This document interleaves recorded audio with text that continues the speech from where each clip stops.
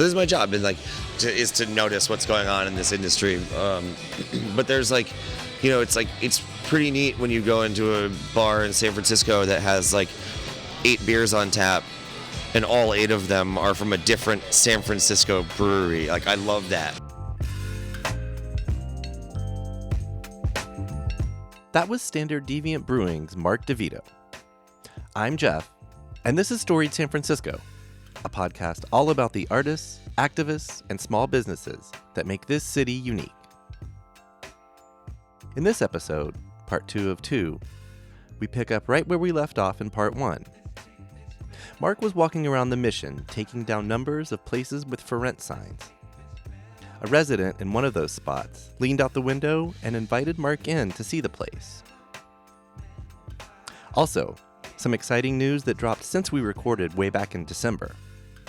This fall, Standard Deviant is opening its second location in San Francisco's Pier 70. For reference, we featured this exciting new area of the bayside waterfront back in Season 4, Episode 20. Anyway, without further ado, here's Mark. He had ulterior motives. We got upstairs, and he's like, "You guys want to get high?" And we're like, "Yeah, we want to get high."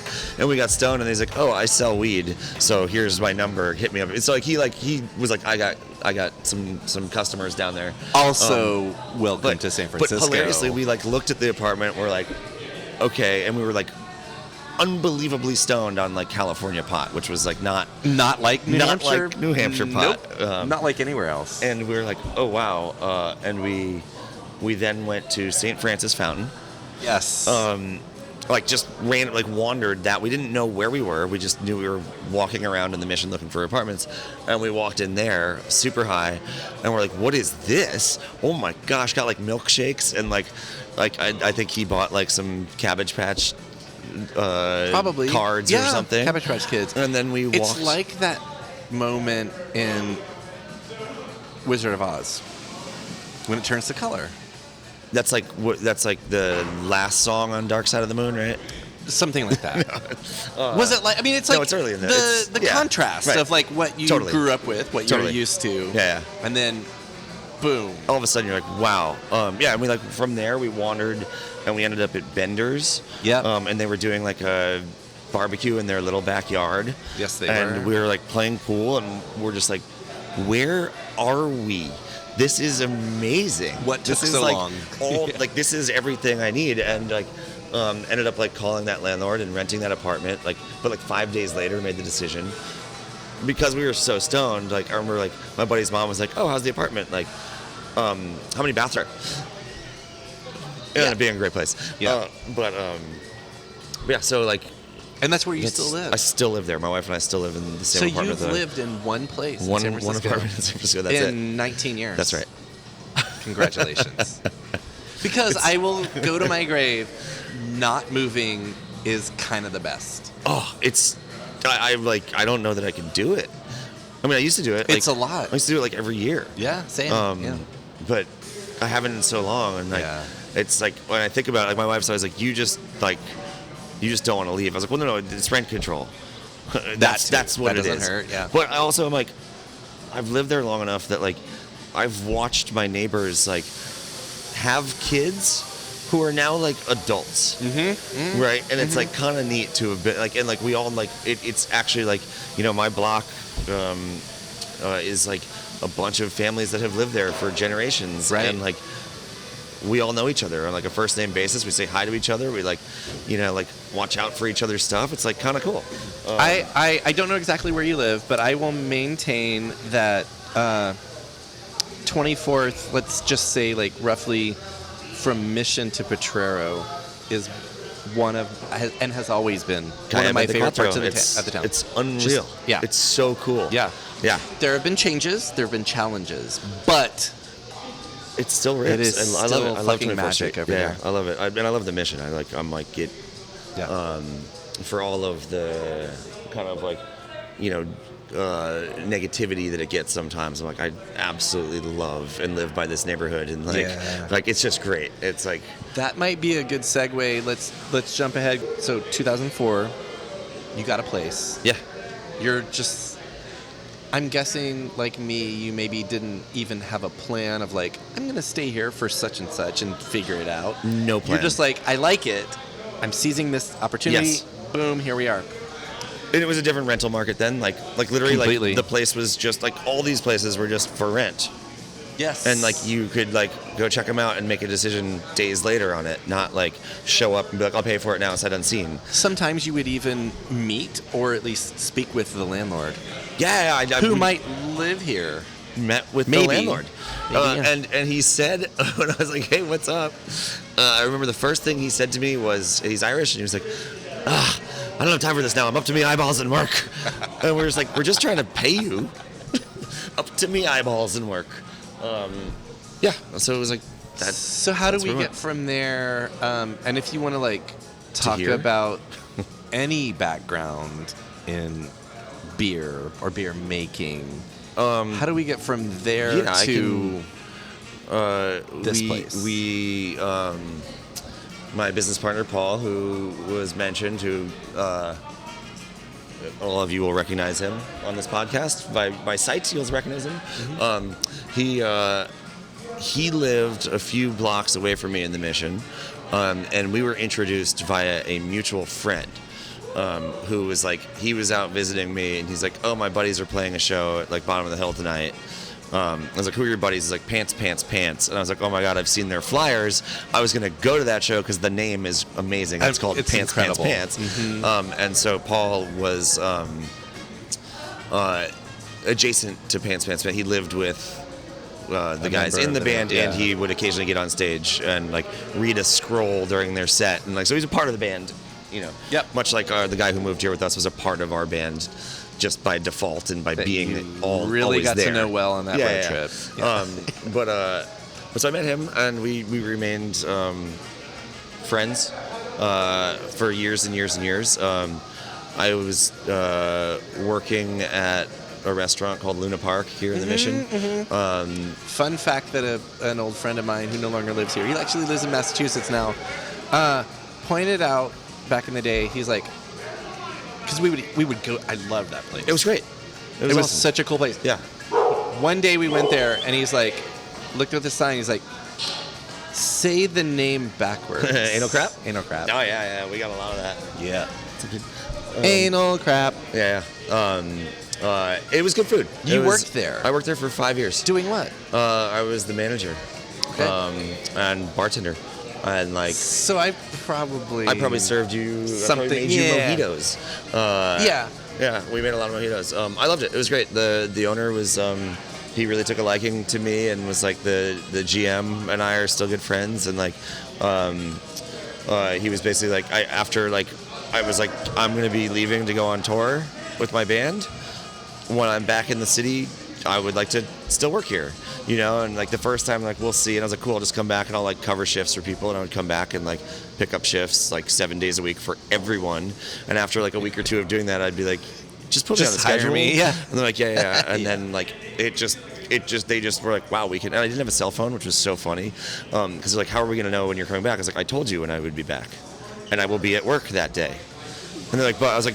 And like they were like, wow, you actually do that. You actually like you leave when you say you're gonna leave, and you come back when you say you're gonna come back. And I would like send them postcards from all around the country sometimes, just like to like, you know, fuck with them. Postcards are great because like, you know, the post person's reading them, so you write like really bad shit on them. And, there's no hiding awesome. it in the I envelope. know. That's it's right. Out there. And so it was like working there on and off. And Paul like would come in occasionally for dinner or drinks. And he had started like doing some home brewing and was making beer with this other kid, and they were like trying to get me to carry it at Luna Park. They never actually launched anything. They went out of business. Yeah, they never made it. It was where were they getting their shit from? It was going to be, well, they were just homebrewing, but it was going to be called like Hayes Valley Brewing or something. I don't know. Where were they getting their? Oh, where were they getting equipment? supplies? Yeah, and supplies. supplies. Yes, that. Yes. At Brewcraft. Out on like Clement and like 32nd or something 42nd like that. or something. Yeah. I just wanted to get a shout out on the podcast to Brewcraft. Yeah. R.I.P. R.I.P. Before the guy who worked there runs the Richmond Republic Draft House, and so it's still very involved in beer. Sure, which is great. But like some people might just not know the story of breweries and beer and like home brewing. Yeah, exactly. It's like Brewcraft was huge. It was great. Yeah, it was everything for them. Not for me. I don't make the beer, so I would go pick stuff up there sometimes for them, but like wasn't like as involved in like the process scene. But so, yeah, like Paul was like trying to get some of those beers. He was making his own beer. Yeah, they're like putting their own stickers on the bottles and the hand bottling it and like as Hayes Valley. I think it was Hayes Valley. I believe that's what they called it. Okay. But I was like, I can't sell this here. Like you don't. At Luna Park. Yeah, I was like, you're not a real business. Yeah. I'm not selling your homebrew over the bar. Like, it was a really funny kind of like, all right. And then like, some years progressed. I ended up like leaving Luna Park around the same time that my band dissolved and opening my own bar. Okay. I don't know this story. And so, still friends with Paul, and he was like, oh, like he would come like watch football on Sundays at the bar, and like over time we sort of talked about at your bar. At my bar, yeah. Can we talk about your bar? Sure. I don't know this story. It's called Dr. Teeth. Oh, yeah. That's you. Okay. Yeah, well, I just sold it, but it was me for the last 12 years or whatever. Yeah. I used to live at 20th and Mission, so right there. Yeah. I was there last night. I was overserved. And also this is reminding me, I've had Matt Sterling on the podcast. Oh, you have? Wow. Yes. Great. I don't even know what they call that place anymore on California. They changed the name. Oh, the one that used to be Wild Hare? Yeah, is he? No. Or Popinskis? Yeah, they changed the name to something or other. It has been purchased by some friends of mine. It's out of the orbit of whatever. Yeah. And they're redoing it, and it's beautiful what they're doing to it. And they're calling it Zhuj. How do they spell that? Which I was like, wait, how do you spell that? J-U-J. Z. It's like Z-H-U-Z-H or something. The other one is, how do you spell, like, people are like, per the usual. How the fuck do you spell that? I don't know. There need to be new characters. Yeah, exactly. Anyway. So Dr. T. So you opened Dr. T, and Paul would come in there. He would just come hang out there. And as your friend. As my friend, and over time, like the sort of discussion of like he was like homebrewing more, and like homebrewing beers and bringing them like to friends' weddings and parties, and they were good. And he like smart. And he was like, I want to do this. He was working in biotech, and like kind of reached the end of how far he could progress without going back to school and like getting a PhD. Is he on the science side or the tech side? He was on the science side, yeah. So he was working with... It's all coming together. Right. He was working with fermentation. It's all coming together. Yeah. Working on like HIV medications, and like just was like, this is making beers great. I like this. This is fun. This is like a good thing. Say hi. Hi, friends. Yeah, he's from New Hampshire. Oh, you're the right side up. Yeah, he's right side up. Right side up. Definitely right side up. Yeah. Screw those other guys. Damn hippies. That's right. I'll catch up with you in a minute. So like Paul ended up, he was like really like he was pressing going me. into it. He was pressing me. He's like, let's do this. Force. Let's open a brewery. And I was like, at that point, I was like opening other bars, and like was like, cool. Wait, I'm interested Mark, in that. What other bars? Wild Hare, the Royal Tug Yacht Club, Soda Popinskis, Cease and Desist. Definitely forgetting something. Were you? So this must have been a thing for you. You're like, I'm not doing music anymore. Yeah. I'm doing. Did you just kind of pour yourself into like all in? I like this. I went all in on it. Well, it was like it all happened like right around my 30th birthday. Okay. And like there was like the moment of like a few people have been like, hey, I heard your band's not gonna be around anymore. Do you want to play drums in our band? When I was like, no, I don't. Like I was like kind of soured on the whole experience after like our band dissolved, because like two of us were like all in on it, and the third guy was like, he just had to stop for like his own like personal mental health. Right. Right. So like there's like really no judgment on his decision other than like it wasn't the plan. He could not do it anymore. Right, and we're like, oh shit, we're not doing that. And I was like, okay, like I don't really feel like starting over. Like we had made really good progress, but I was like, I don't want to go back to those like shows where we played a nobody again. I don't want to like have to redo that process we just did for the last 6-7 years, whatever. Yep. It's a lot. It was a lot, and at that exact same time, my best friend was opening like his first bar, and was like, let's open a bar now, you and me, let's do this. So it was like this really like clean, easy decision for me to like move into bar ownership. So I'm thinking of Paul's angle. He's making beer and he knows you as kind of a neighbor-ish, right? And he's like, this guy's doing bars. So his angle was like, that's an operator. Let's do this. Right, that guy knows how to do the thing. I know how to do the thing. Like me, Mark, does not know how to make beer, but Paul knows how to make beer really well. And he's like, Paul doesn't know how to run a restaurant or bar. He knows how to do that. It was like a really good, like, and we were friends. I don't like the word, but some might say synergy. Why? Why would you say that word? Well, just like you guys coming together. No, I know. Yeah, you know what I mean. Like, it was great. It was great, and we it made sense. We had we had a lot of meetings where we kind of like discussed like philosophy on business and like what the goals were, and we aligned on almost all of them. Two questions. The name and the story of this place. The name, Standard Deviant Brewing. Paul worked with a company called 100 Monkeys, which is like a branding company, to develop a name that kind of reflected his personality and like, and the personality that we wanted the brewery to have. One of the important things to both of us was that it's beer. It should be fun. It shouldn't be taken too seriously. Like, you should be drinking it and laughing and like having a good time. But it's also got a nerd angle. But it has a nerd angle. So we're like, all right. Yes. So they came up with a bunch of these different names, and like a Standard Deviant Brewing was one of them. And we were like, that name rules, and it's not trademarked. Oh, let's do it. Huge. Yeah, which was huge. So it is trademarked now. It's ours. Don't fucking take it. None of you out there. Did the name come before the place? The name came before the place. Okay.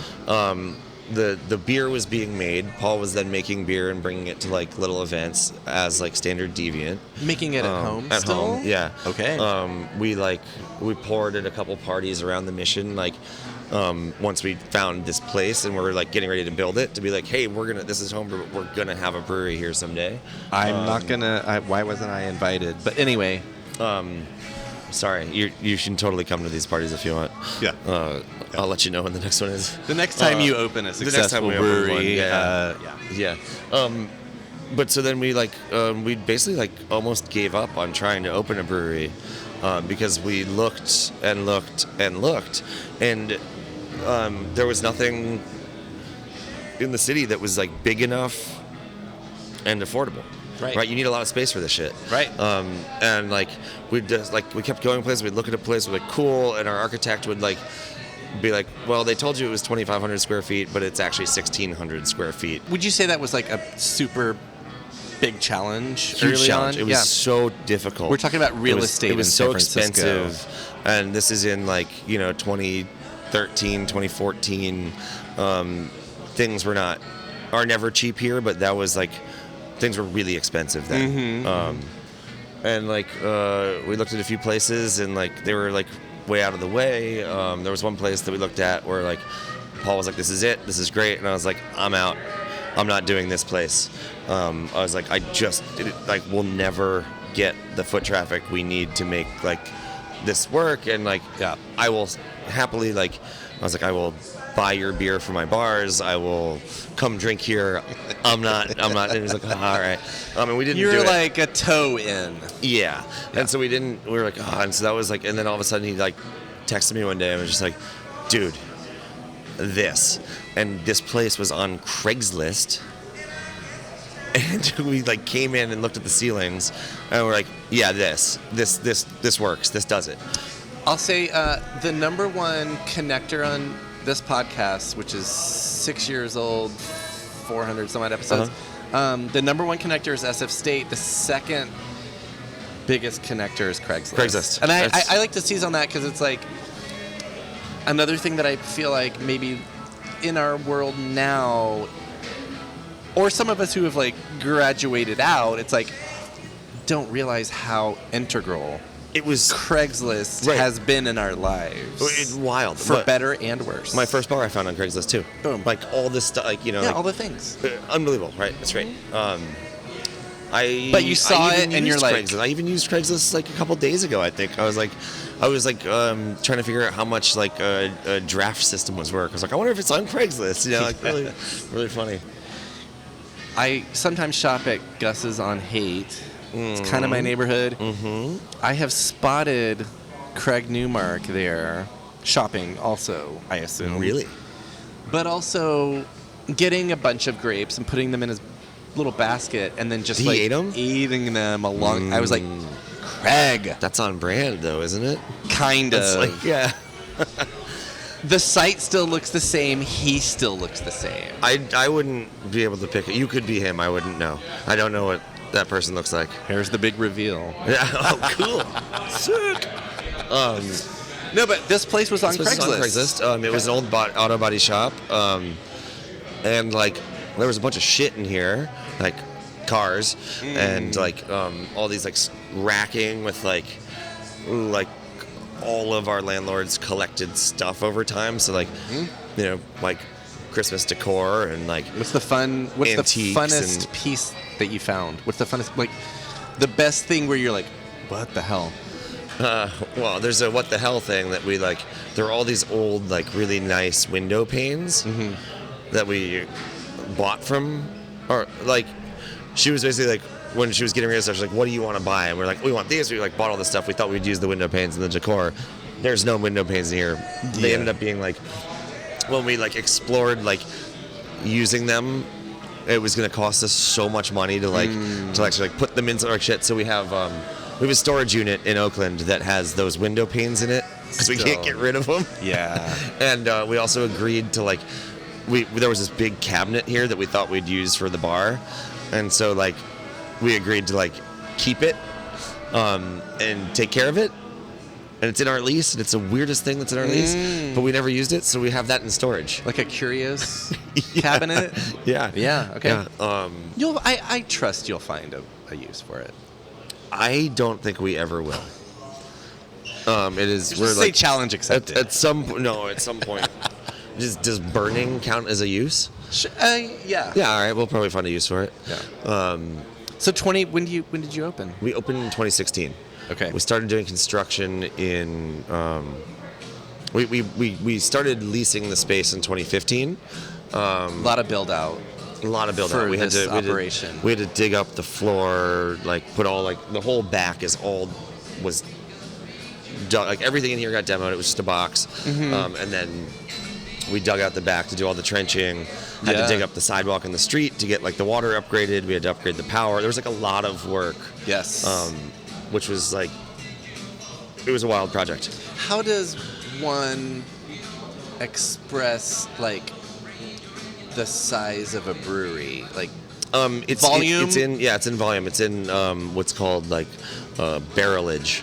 So like a barrel of beer is 31 gallons of beer. Okay. And so you kind of like describe the size of your brewery by how many barrels of beer a year you produce. Okay. And we produce about 2,000 barrels a year. Okay. Here. That's not small. But it's also not. That's not huge. Big. That's like 4,000 big kegs. Right. You know, those big party kegs, that's a half barrel. Yeah. So it's like 4,000 of those a year. Yeah. And like, it seems like so much beer. And then it's like, people are like, oh, how come you don't sell your beer at like Giants games?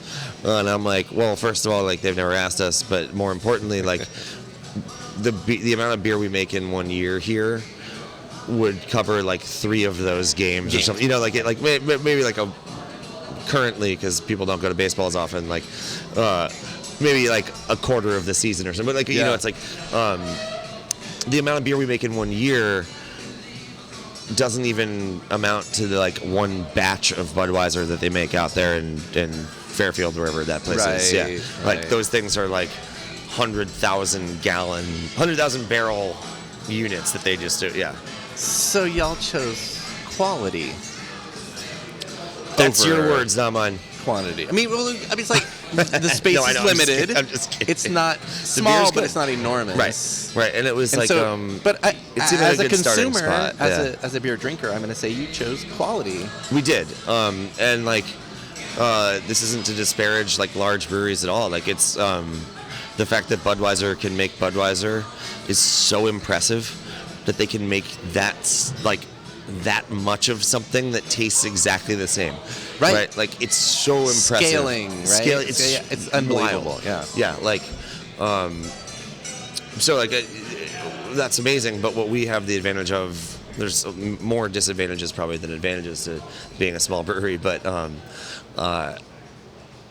namely like the cost, right? Like if like Budweiser is so cheap to buy because they make such big amounts that it costs them nothing to make it. Like, whereas we're getting all of our stuff from like California farms, like Oregon farms, shipped here in small amounts, like, which costs a lot more money.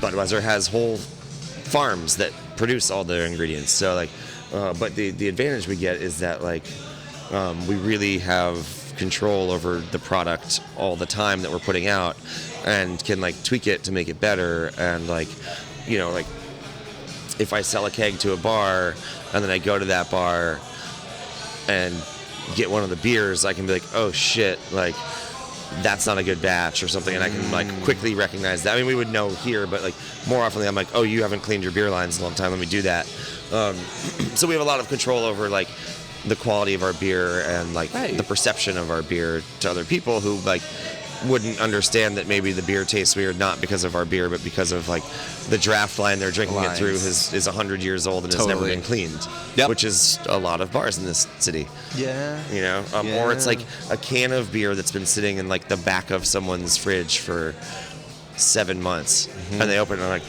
oh, that IPA sucks. And you're like, well, it's too old. It's next to the baking soda that's expired.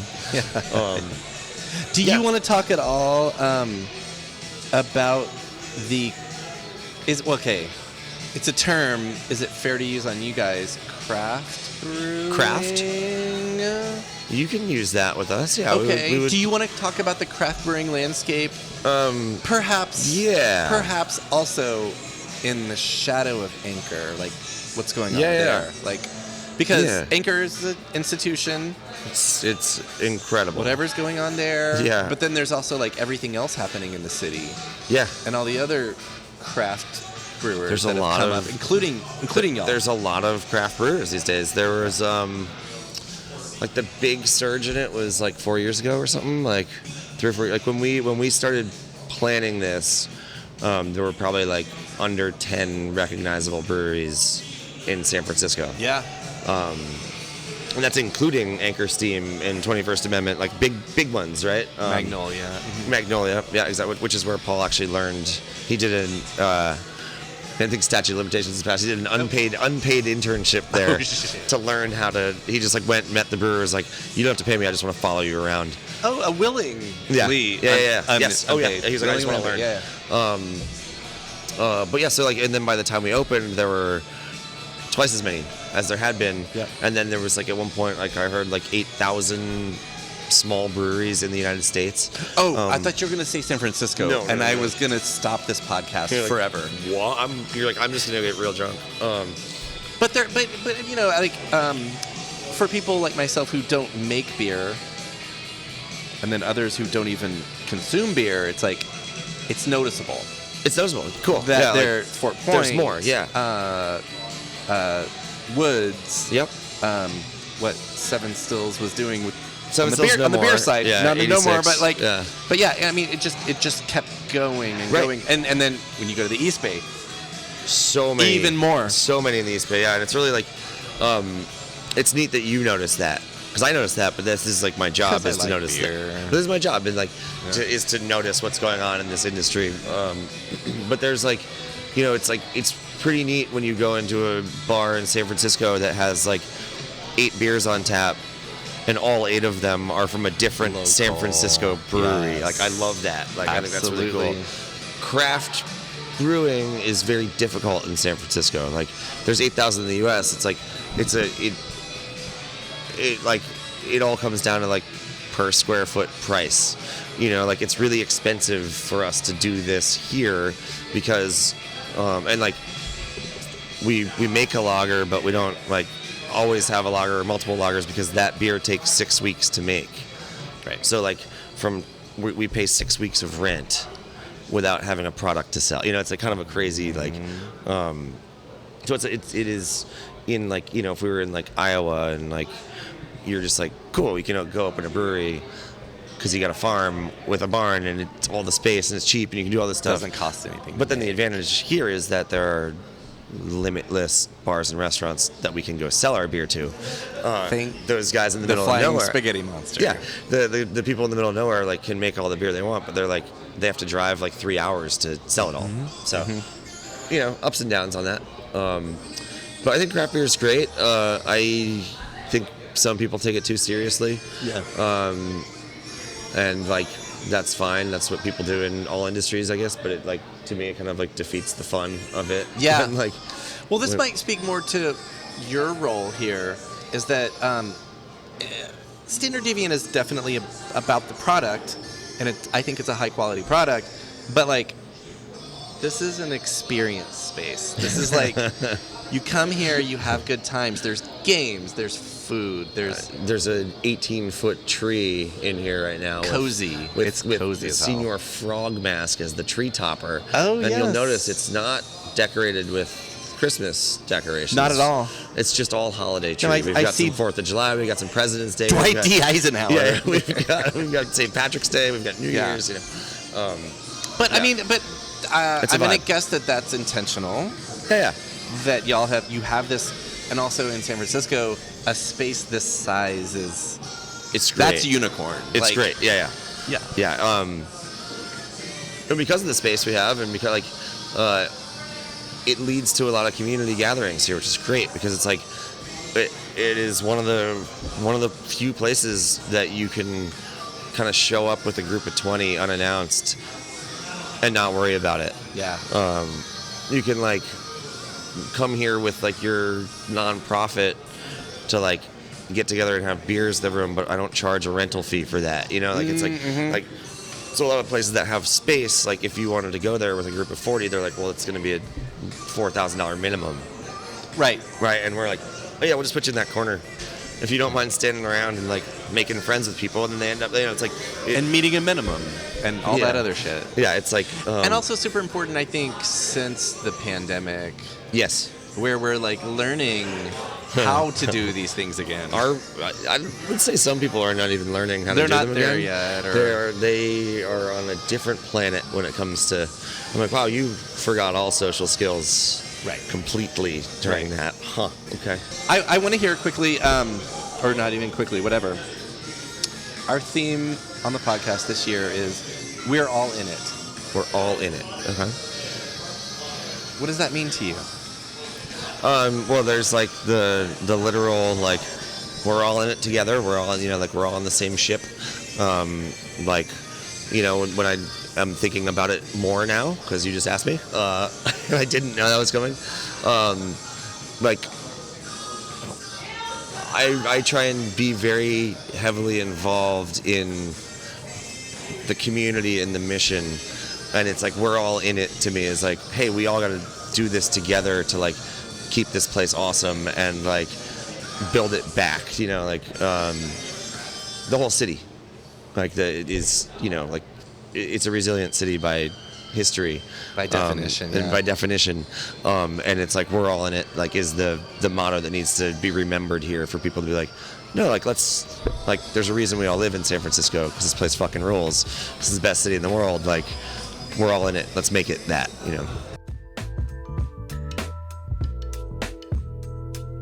That was Mark DeVito, co-owner of Standard Deviant Brewing. On the next episode of Storied San Francisco, meet Chloe Sherman. Chloe is becoming more and more well known for her amazing photos of San Francisco's lesbian bar scene back in the 1990s. Episode 12 drops next Tuesday, wherever you get podcasts. Music for Storied San Francisco was produced, performed, and curated by Otis McDonald. Aaron Lim of Bitch Talk Podcast is our contributing producer. And the show is produced and hosted by me, Jeff Hunt. Now in our 6th season, we have more than 200 episodes available on our website, storiedsf.com, or wherever you listen to podcasts. If you're able to, please rate and review the show, and drop us a line at storiedsf@gmail.com. Thanks for listening. Keep rejecting those silly doom loop narratives about our city. Stay wacky, weird, healthy, and creative. And we'll see you next time on Storied San Francisco.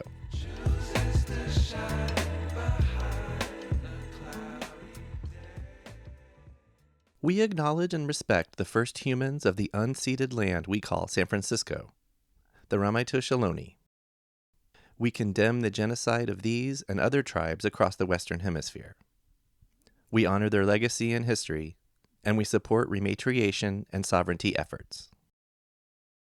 This podcast is a proud member of the BFF.FM podcast network.